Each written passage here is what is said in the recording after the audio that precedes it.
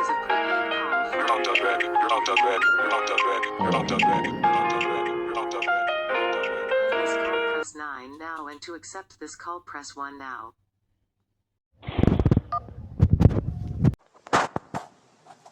Welcome to Jailhouse Chronicles Volume 1. I'm your host, Shy. I'm here with my co-host, Hollywood calling in.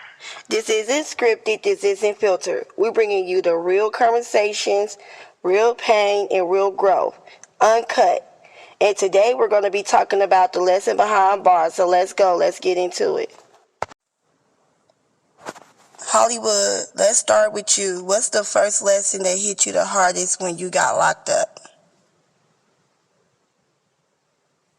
So yeah, all I have to say, trying to do is being accountable for the things that's going on in the world. I'm not out there being accountable for the actions that was taken to get here. A lot of times we not think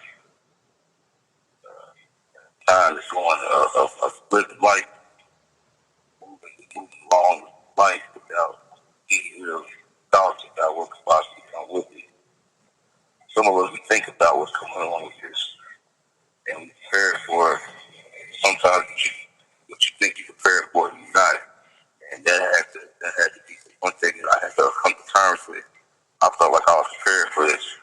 When it came, I was definitely not prepared. I had a lot of things going on in the world that all as soon as I came in here. Children being the main thing that took the biggest hit. You can't really be a parent for behind bars. That's one of the toughest things that there is to be a parent, especially as a father. You're supposed to protect just for kids and disciplinary and so many other roles we got to play. They not gonna fall in line every time you get on the phone and say something. You say no, it's your physical presence ain't something they gotta answer to. I just urge other folks to the other people to be considerate of that. And when you out here moving around in the world, you know what type of chance you got to consider the fact of what roles you gonna be left void when you get to this type of situation.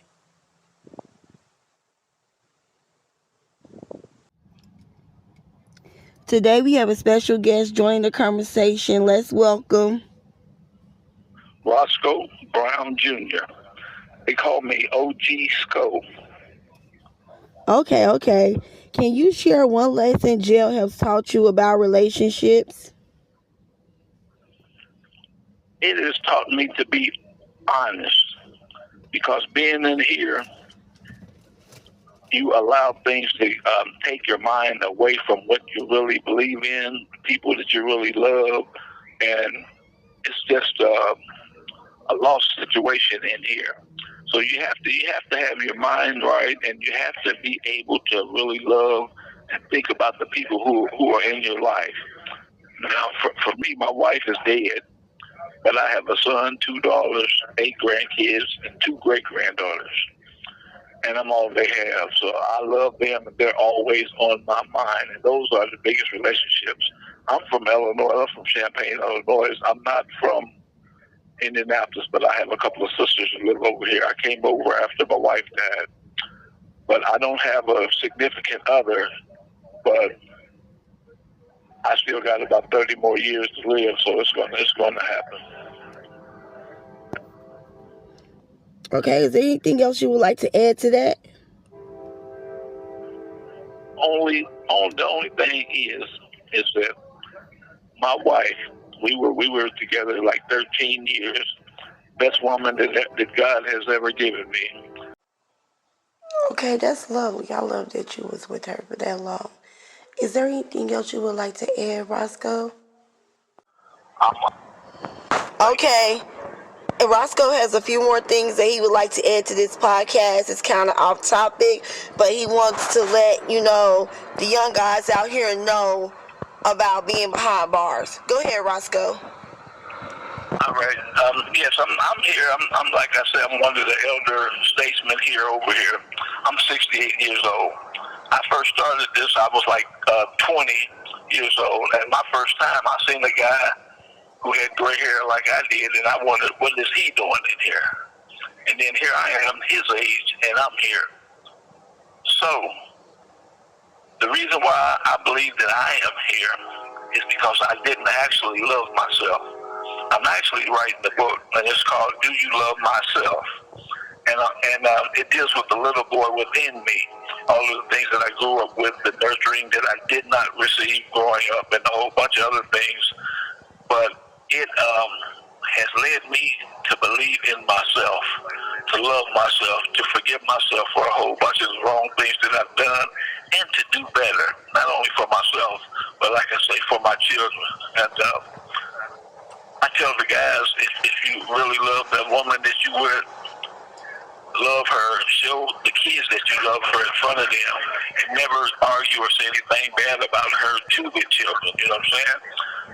Because actually, it built me up when my wife was in my corner. She believed in me when I didn't. You know, she helped me become the man that I am today. And I was the guy that used to say, don't ask me where I've been or don't ask me where I'm going. And then once I got into the marriage real good, I used to actually call her when I was out to let her know where I was at and when I was coming home. You know what I'm saying? And so it changed my way of thinking, not only about her, but about our relationship in general, and our family, our whole family dynamics. You know, because we talk to the kids just like we talk to ourselves, to each other. You know what I'm saying? We want them to be a part of our lives, and we want to be a part of their lives. All right, now back to Hollywood. Okay, Hollywood, let's talk about this hot topic. Do you think that distance strengthens love, or does it break it? What person calls love is just strengthening. It should definitely strengthen it. That's a given. You have to take consideration of what that really means when you say you love somebody. It's not just utilizing the words to be able to get closer to an individual. It actually has everything to do with true emotional support, true emotional times. And if you tied with somebody, if you tied in, if you locked in, I mean, and it should be something as long as you have some kind of communication, it should be something that strengthens the bond. You know what I mean? Anything outside of that, that's what we call fake love. That's why a lot of people tap in, you know what I mean, fake love.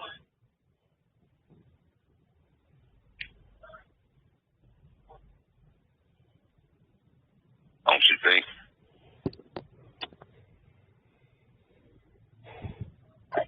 Well, with me, I mean, I'm not quite sure. Distance when you're in a relationship, that can be hard because you don't know what's going on with the other person. You don't know what they're doing. But yeah, trust is like a big thing. Like, you need to have trust in order to make the relationship work. Sometimes it can break it, or sometimes it can make it strong. It's really kind of difficult to kind of like outweigh the two, because I don't really know. I just feel like sometimes, depending on what you have going on in your past life, like, it could be hard for you to trust somebody. So if there is distance involved, you might not quite be sure what the other person is doing, and might never be able to fully trust that person. So it could weaken the relationship and break it. But, you know, if you get over that trauma and everything that you got going on within your life, then I feel like once you factor in that trust, then it should make the relationship strong. That's my opinion on the situation. I mean, you kind of confusing me now. I thought we were talking about distance in terms of jail sentences. Yeah, that's what we're talking about, Hollywood. We're talking about the distance between, will the distance strengthen the love or does it break it? I mean, it's kind of like either or, on the outside or the inside. It can be tough either way. Don't you think? Once again, it goes back to who you're dealing with and the type of, trust you can have in the person. For me, it's honesty. As long as you can be honest with me, what's going on, I ain't got no problem with what's going on. You know what I'm saying? I can't, as long as you, don't mislead me. Don't tell me everything's straight. You know what I mean? And I'm the only mother. I'm the only person you're dealing with. You know what I mean? And that's not what's real. You know what I mean? People don't realize we still got eyes and ears. You know, we ain't here. Like, we ain't on the phone with just one person. We still got contact with several people out there in the world. Sometimes we don't tell you everything. You know what I mean? To keep things at a point of advantage for us on the inside. Like, I know a lot of things that goes on out there in the world that I don't get directly from one source. You know, so at the end of the day, it's like, who's real, who's fake? You know what I mean? Who gonna keep it solid, who's not? If you gonna keep it solid, then it ain't no problem. It shouldn't be no problems with the love growing. It shouldn't be no problems with the bond growing. It's the moment that everybody wants to start switching up, telling you one thing and doing another. Because at the end of the day, we ain't got no life sentences in here. At least the cats that I deal with don't.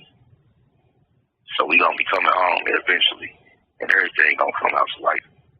You know what I mean? As my grandma used to say, what's done in the dark comes to light. You know what I mean?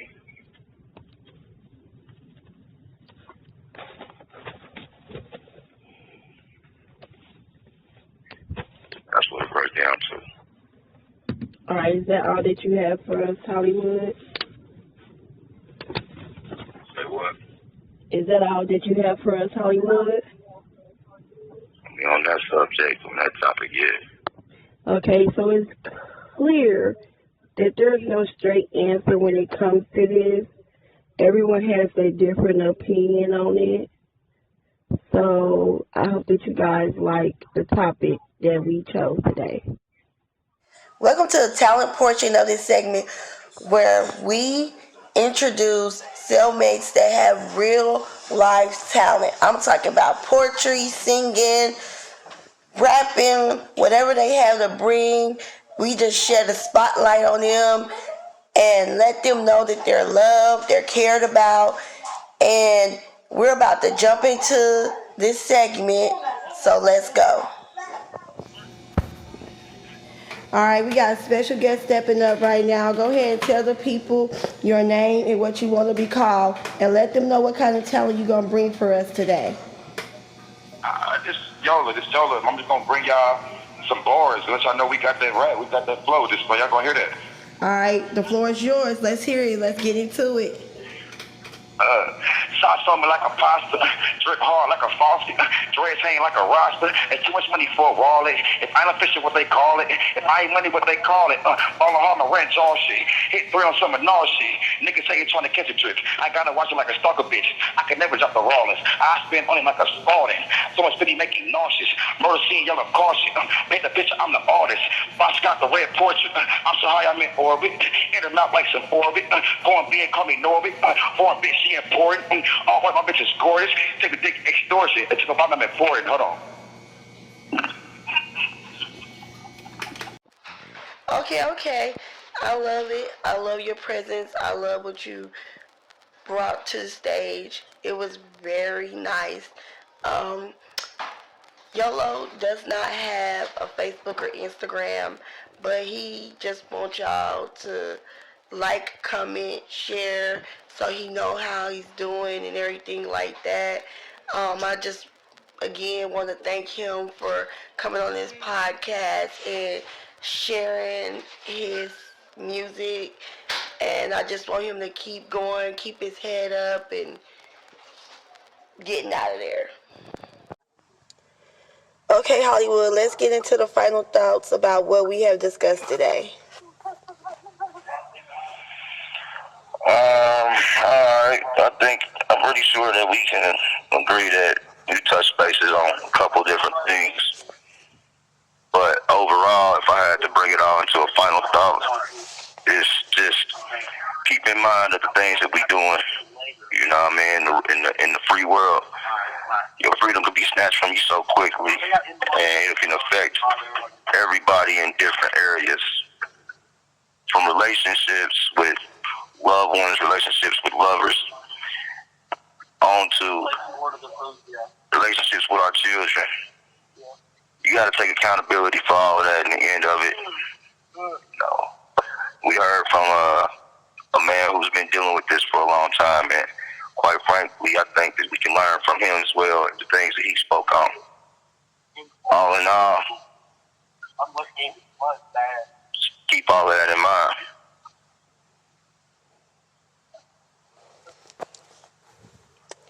Okay, guys, that's it for episode 1 of Jailhouse Chronicles Volume 1. Thank you for listening. Remember, all these calls are recorded in compliance with the facility guidelines.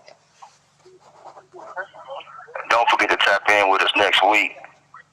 We'll be discussing things such as loyalty and how it's affected in incarceration situations. You're on the red. You're on the red. You're on the red. You're on the red. You're on the red.